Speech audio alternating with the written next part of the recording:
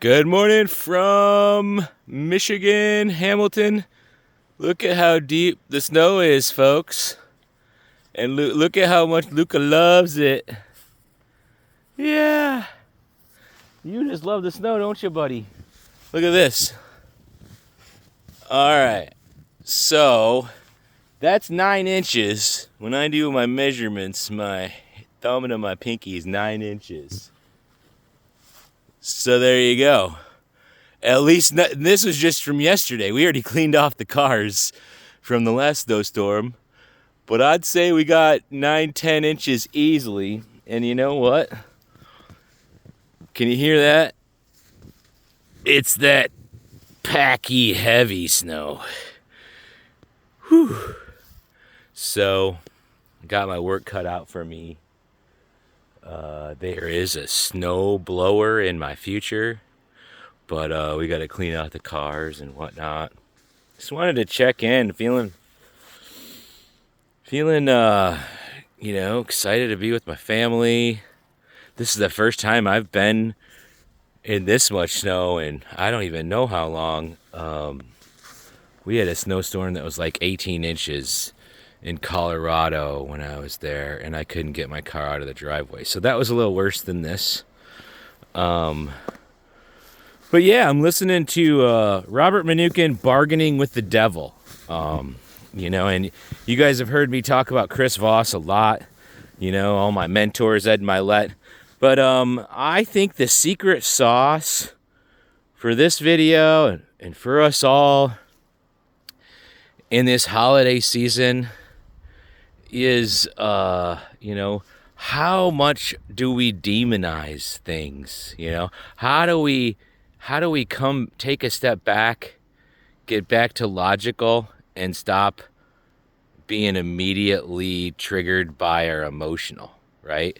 And, listening to the Bargaining with the Devil, it's just really hard for human beings to not go into fight or flight, okay? It's just going to automatically go that way. But there's like certain things that we can come to agreement on, right?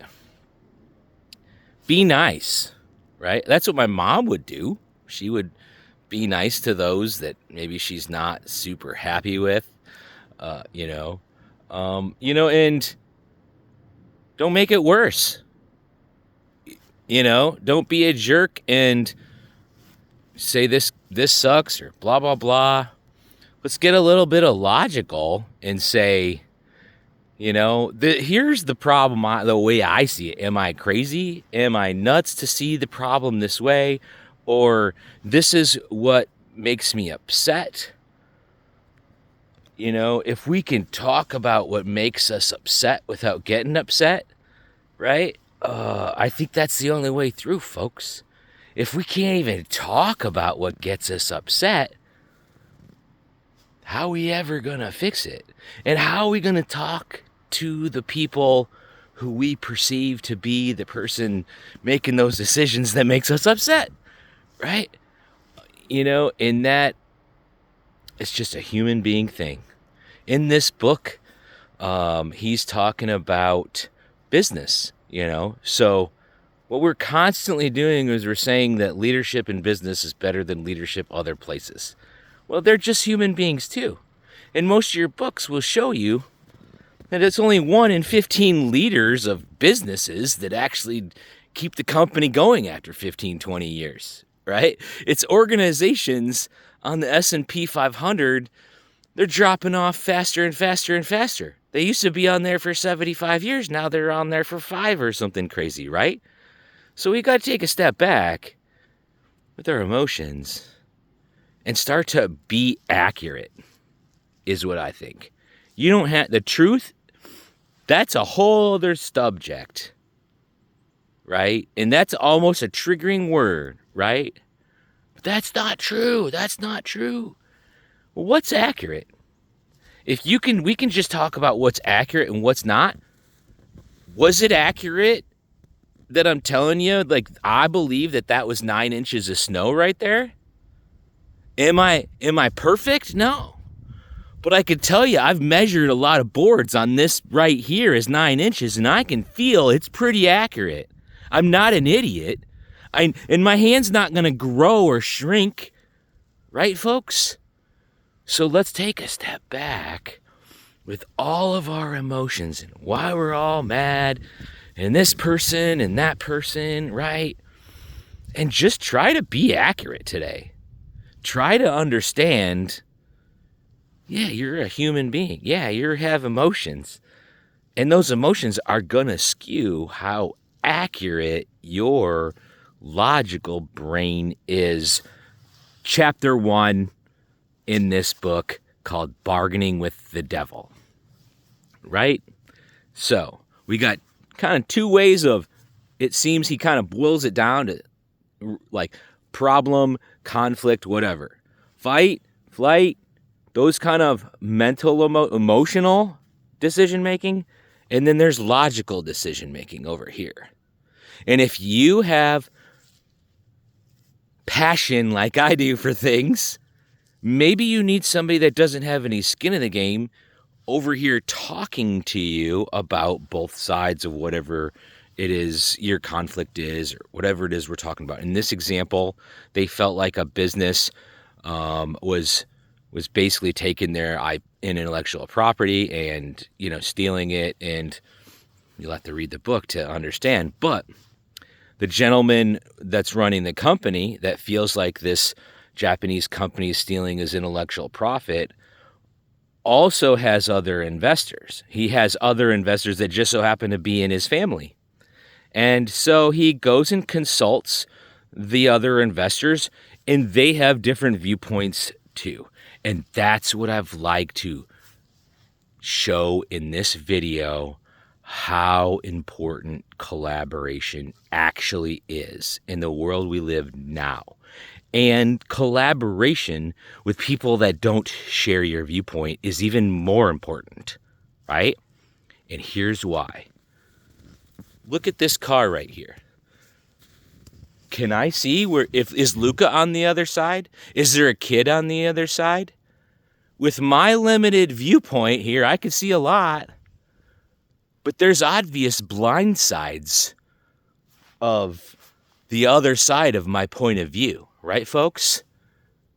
And we're all just one point of view. Maybe if you have a coalition, a 2 point of view. But do you have people all the way around the car? Do you got people on this side? Oh, look it. There he is. There's Luca. You couldn't see that from where I was standing. Right? I could have been freaking out. Oh my gosh. I'm freaking out. Luca's gone. He's just on the other side of the car, folks. And if I had somebody with a perspective different than mine, they'd be like, it's okay, Harley. Luca's right there. And then what? I'd have to trust their opinion. That's the problem that we have right now, I feel. Is we don't trust the other person on the other side of the car to say, yeah, your dog's right there, Harley. Right? And if I can't trust what they say to be accurate, I'm going to freak out, aren't I? I'll tell you what, I've lost Luca a few times, and I freak out every time, even though he's always come back in 12 years. Even though he's gotten bit in the face and he's lived through it, he's resilient. But I still freak out, folks. He's all I got, right? And that's what we need right now in our country, in our homes, in our businesses, is we need to understand that there's different viewpoints in life, and we are never going to be able to share them. Imagine the viewpoint I'm in right now. And we say, oh, walking a mile in another person's shoes. You can't be in my shoes because I'm in my shoes. You can't stand right here because I'm already here. So how about we just ask Harley questions of his viewpoint? We don't have to agree on whether that's 8, 9, 10 inches of snow, whatever, right? But we might want to agree that it's probably give or take within 9 inches because Harley showed you why he thinks it's 9 inches. Now, I could be full of crap, right? Right. But it might be smart to listen to my data. It might be smart to set aside how much you hate whatever my political views are or the looks on my face or whatever, and say, well, hey, if I'm going to be and do whatever Harley's doing, I might want to know how much snow's right there. I might want to know they canceled church this morning because of all this snow, right? I might want to know, is it heavy snow? Is it light snow? How do I plan my day? And if I'm only listening to the people on this side of the car and I'm in this viewpoint, I am relying on Luca to have to come to me. I am relying on my one viewpoint. And that's our problem, folks. Their viewpoint's valid too, number one. And you might find you learn the other side of the argument, and it might bring you together with that person if you can calm down and let them talk first. That's what I'm going to leave you with today, too. And if people are letting you talk first, if they're asking you kind, considerate questions, calm down. They do want to know your opinion. Could it be possible that they don't want some of the data, but they want to know where their dog is? Right? So they might listen to you if we can get rid of all these crazy emotions and stop screaming at each other and stop blaming the other side. And this is what I will tell you. The minute somebody blames somebody, we've lost. We've lost. Because blame can be assessed, but we're not looking at responsibility, right? And that's what leadership in business often gets right. And that's what we're trying to say we want in leadership, period, is, hey, so-and-so made the decision, right? And it was, we'll say they pulled the trigger. But who sent him there? Who got him so freaking riled up with the non-truth? Who got him so crazy? Who is calming folks down? Who is taking care of people?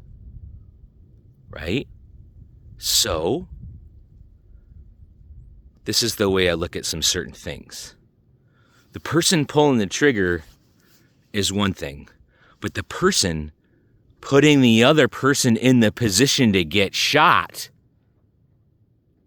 by their orders is responsible. And chime in, argue with me.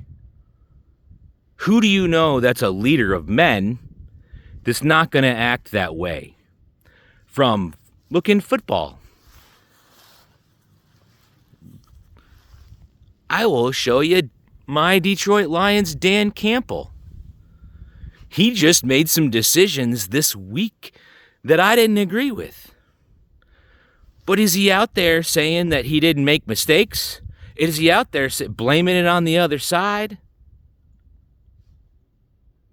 Every single time they've lost a game, we're going to see, they've come back and won one. So they're not making excuses for why they lost, right? They're not blaming the other side for why they lost. What does Dan Campbell say? We're going to learn, we're going to get better, and what does he do? He takes responsibility for his decisions. Now, here's the tidbit of the day. Gonna need to change your ways sometimes, too. And it seems to me the conversation, we're going to shift to sports. And we got to be able to read the room, Dan Campbell. I love you, brother. But can we punt? Can we kick a field goal every now and then?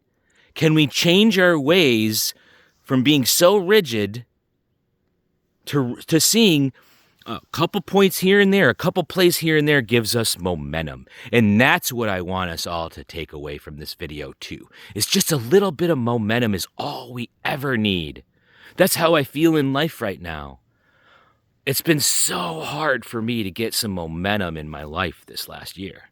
So I had to sit and be still with it. I had to sit and have faith that whatever I'm doing is the right thing. I have applied for hundreds and hundreds of jobs. I've got a pretty good resume, I can pass a background check. And I can't understand how I can't get a call back for some of this, right? So if you've worked your job for a period of time and you're stable and blah, blah, blah, reach out to, I'm not a good example because I'm bouncing around from states to states, but I will assure you folks, I have a pretty good resume. I worked with somebody for a month to make sure my resume is up to date with the AI and all that stuff.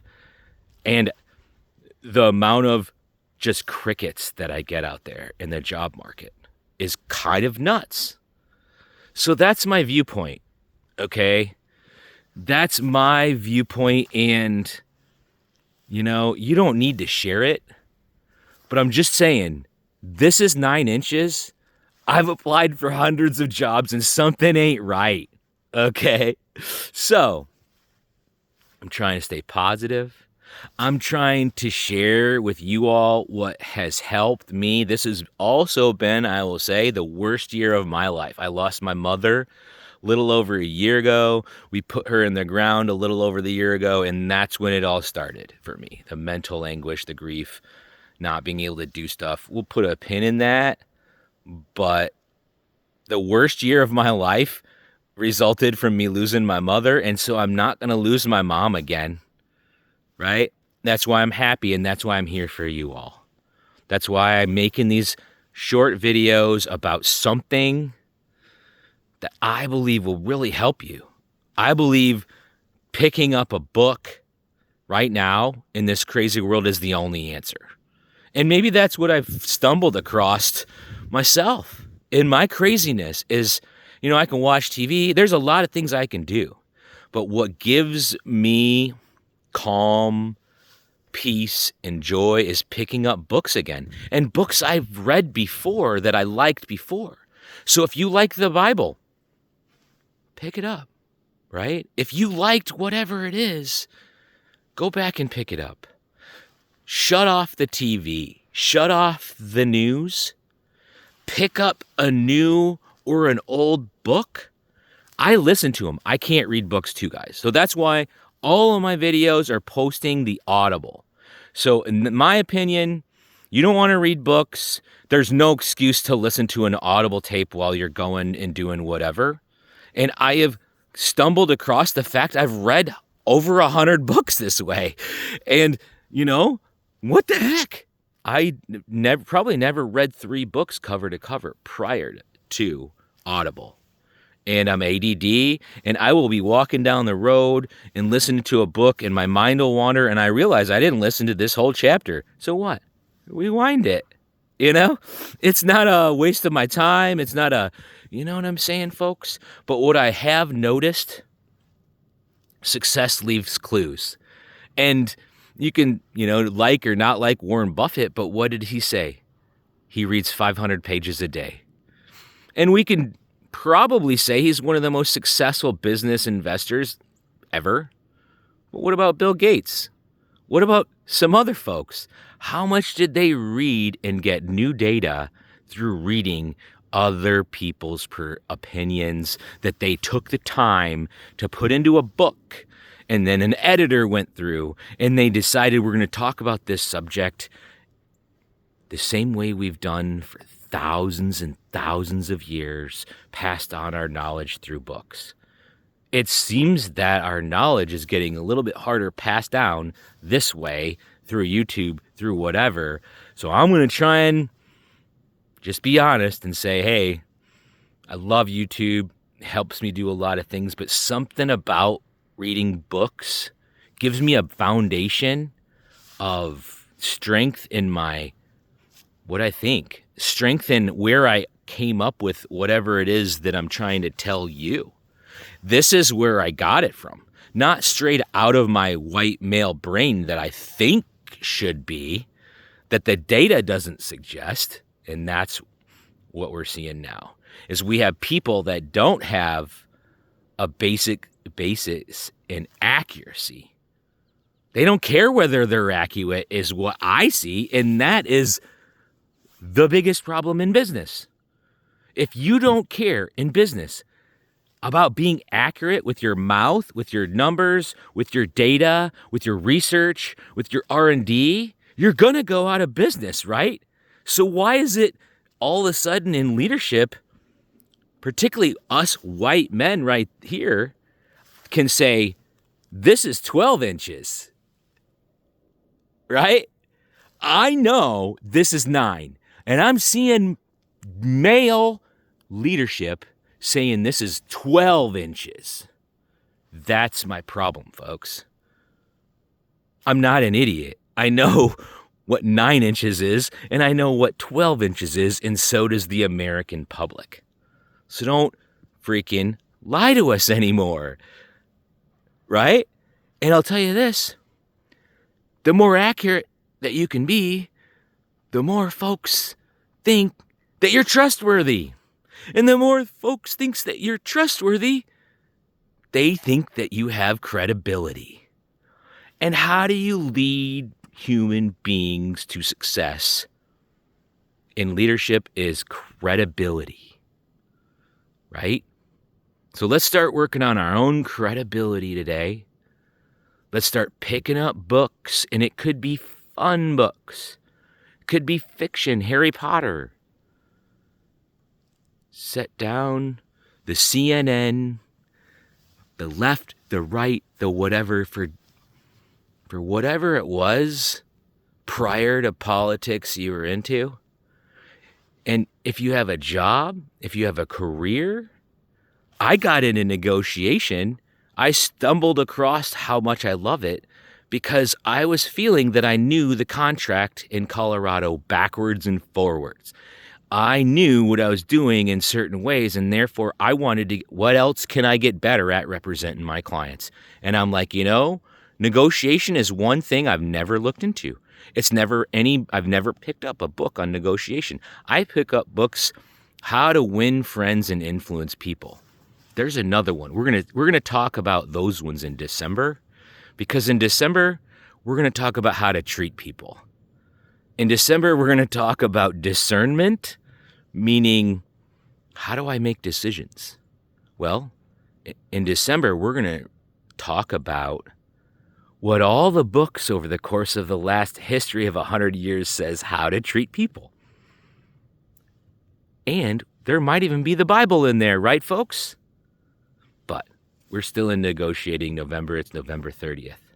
And I think the best takeaway I can give you for negotiating November is understand you're first negotiating with yourself. You're negotiating with your emotions. You're negotiating with your logic. You're negotiating with the point of view that you have, right? And what does Chris Voss say? As you can do the best as long as you don't take yourself hostage first with your emotions. And that's all I see, is people taking themselves hostage with their emotions before the logic even gets talked about.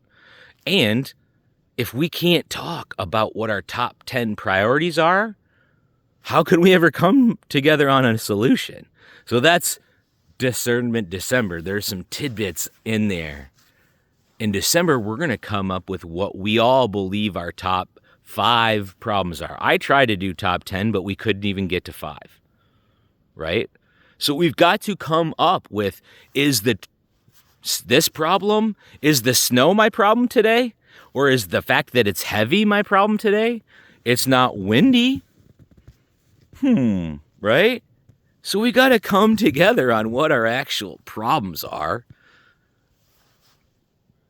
in whatever situation you're in.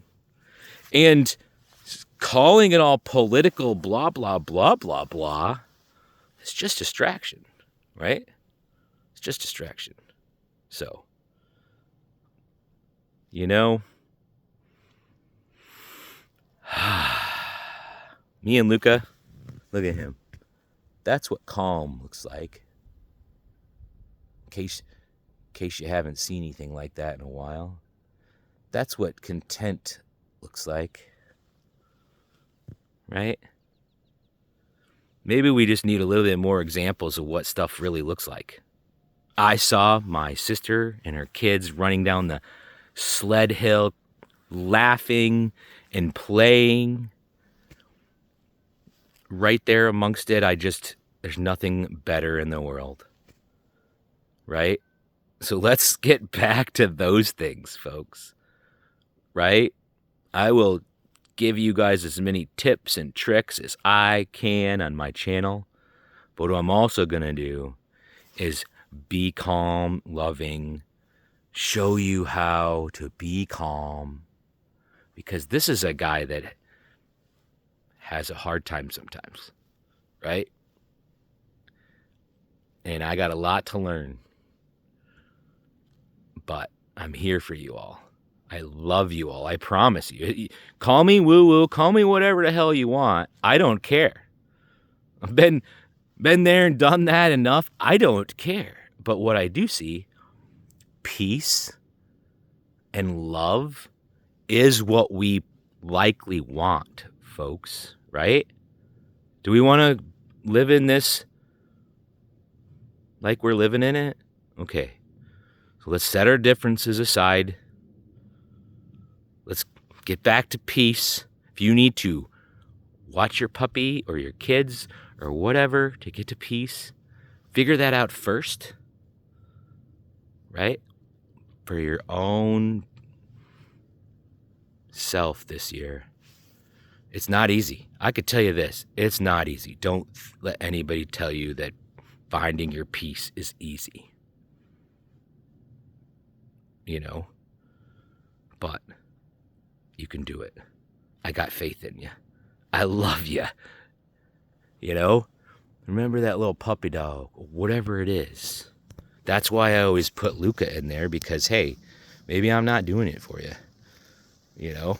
He can crack the hardest nut. I've seen it. So, I truly love you all. Let's stop calling each other the devil today. Let's start. You can be angry. Just bring it back down and get to, what is it, right? And I will send all these Audible tapes every single time. I'll link into the notes. So in this notes, I want you to check out Bargaining with the Devil and Start with No by Jim Camp. We're splitting off and we're becoming more capable. Okay, folks, we're taking and we're going to just bury getting to yes. We're not yes men because America is yes abused. Start with no. And you're going to need to learn some new things. You're going to need to use your brain. It's not easy, but it's effective. Am I wrong? Is it ridiculous to think that we can get the same outcome as anybody across the world in any other culture if we use the right techniques that they teach them, right? So they get folks back when you get taken hostage in the Philippines. 90% of the time we get them back. How is that? Because they follow certain tips, techniques, and they are accurate in their counting of the data. I assure you. People say we don't negotiate with terrorists. That's not true either. We don't pay terrorists. That's not true either. We track the money, right? So what's accurate, right? I'm sorry I used the word true, right? You could see how the true part of it can come in. But if I say that just doesn't seem to be accurate from right? We're not blaming anybody. Tips, tricks will save us all, I believe.